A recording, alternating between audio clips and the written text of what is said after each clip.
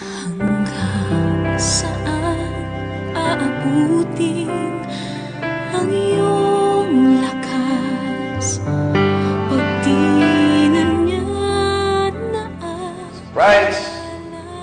TJ, nakalipas pagmamahal nga ba'y walang saysay pag di nagunita.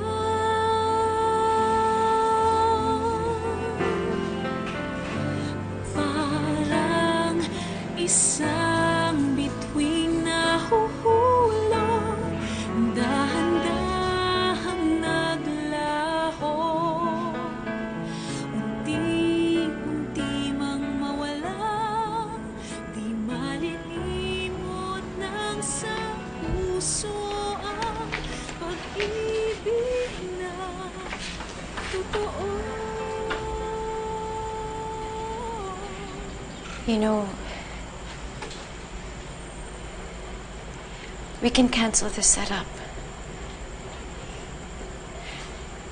Para hindi ka na nahihirapan. Kaya ko pa, Irene. Masasanay din ako. Pero sobra na tong ginagawa mo. Mental torture na to, Joanna. Akala mo bang hindi ko alam na nasasaktan ka tuwing magkasama kami ni TJ? Irene, please. Huwag mo na akong intindihan, okay? But it's not good for you anymore. Look at you. Look at what you're going through. Araw-araw ka natudurog sa tuwing nakikita mo kami magkasama. Alam kong nasasaktan ka, nagagalit ka, nagsiselos ka. Lahat yun nakikita ko kahit na tinatago mo. Ganun mo ba talaga siya kamahal? Joanna. Hindi pa ba malinaw sa'yo, Irene? Oo, nasasaktan ako. Nagsiselos ako sa tuwing magkasama kayo. Nagagalit ako sa tuwing dinadaanan na lang niya ako. Araw-araw natudurog yung puso ko sa tuwing nare-realize ko na caregiver na lang yung tingin niya sa akin.